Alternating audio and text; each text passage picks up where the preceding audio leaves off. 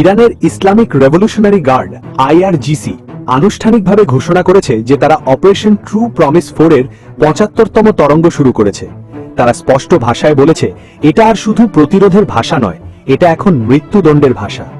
চলুন বিস্তারিত জেনে নিই এই 75তম তরঙ্গে ঠিক কি ঘটেছে। প্রথম এবং সবচেয়ে গুরুত্বপূর্ণ টার্গেট হল সৌদি আরবে অবস্থিত প্রিন্স সুলতান এয়ারবেস। এই বিমান ঘাঁটি সৌদি আরবের আল খার্জ এলাকায় অবস্থিত।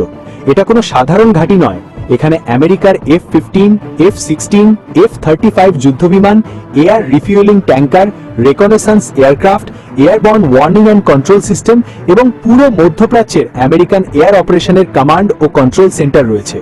ইরানের IRGC দাবি করেছে তারা এই ঘাঁটিতে কিয়াম এবং জুলফাকার টাইপের ব্যালিস্টিক মিসাইল এবং ড্রোন দিয়ে হামলা চালিয়েছে। তাদের ভাষায় এটা আমেরিকার আকাশ শক্তির মেরুদণ্ডের সরাসরি আঘাত, কারণ এই বেস থেকেই আমেরিকা পুরো অঞ্চলে তার এয়ার স্ট্রাইক এবং সার্ভেইলেন্স অপারেশন নিয়ন্ত্রণ করে। ইরান এই হামলার মাধ্যমে স্পষ্ট বার্তা দিতে চাইছে যে তারা শুধু প্রতীকী আক্রমণ করছে না, বরং আমেরিকার অপারেশনাল ব্যাকবোনকেই লক্ষ্য করতে প্রস্তুত। একই সময়ে ইরানের সেনাবাহিনী আরেকটি গুরুত্বপূর্ণ হামলার দাবি করেছে। তারা বলছে ইসরায়েলের বেন গুরিয়ান বিমানবন্দরের কাছে অবস্থিত ইসরায়েল এরোস্পেস ইন্ডাস্ট্রিজ অর্থাৎ IAI এর সুবিধায় ড্রোন হামলা চালিয়েছে। এই কমপ্লেক্স ইসরায়েলের ড্রোন, মিসাইল সিস্টেম এবং অ্যাডভান্সড এয়ার ডিফেন্স প্রযুক্তি তৈরির কেন্দ্র। সবচেয়ে উদ্বেগজনক অংশ হল ইরান বলছে তাদের গোয়েন্দা ইউনিট ইসরায়েলি সেনাদের নতুন ডিপ্লয়মেন্ট লোকেশন এবং লুকানো জায়গা শনাক্ত করেছে, এমনকি সিভিলিয়ান এলাকা এবং বসতির ভেতরে লুকিয়ে থাকা সেনাদেরও। তারা স্পষ্ট সতর্কবার্তা দিয়েছে, লুকোচুরি তোমাদের বাঁচাতে পারবে না। এর আগে তারা মূলত ফিক্সড ইনফ্রাস্ট্রাকচার লক্ষ্য করত, কিন্তু এখন তারা মানুষের মুভমেন্ট এবং লুকানো পজিশন ট্র্যাক করছে। এটা যুদ্ধের একটা অনেক বেশি জটিল এবং এসকেলেটরি পর্যায়ে চলে যাওয়ার ইঙ্গিত দিচ্ছে। এবার আসুন সবচেয়ে শক্তিশালী অংশে।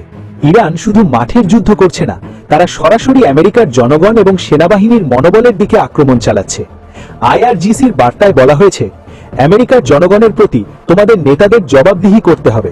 তোমাদের ভুল নীতির কারণে আমেরিকান সেনারা প্রতিদিন মারা যাচ্ছে, তাদের নিজেদের রক্তে ডুবে যাচ্ছে, অথচ তোমরা আমেরিকান জনগণ এবং তাদের পরিবারকে আসল মৃত্যু এবং আহতের সংখ্যা জানাচ্ছ না। তোমরা যুদ্ধের খবর ভারীভাবে সেন্সর করছো। যদি তোমাদের সেনাবাহিনী সত্যিকারের সংখ্যা সময় মতো প্রকাশ করে, তাহলে তোমাদের সেনাবাহিনীর পুরো কাঠামো ভেঙে পড়বে। সেনারা তাদের কমান্ডারদের অবাধ্য হয়ে যাবে এবং আমেরিকার জনগণ তাদের সন্তানদের মৃত্যুর মুখে পাঠাতে আর অনুমতি দেবে না। এছাড়া তারা প্রেসিডেন্ট ট্রাম্পকে উদ্দেশ্য করে বলেছে, তোমরা মিডিয়া সার্কাস করে শক্তিশালী ইরানের বিরুদ্ধে কোনো ফল পাবে না।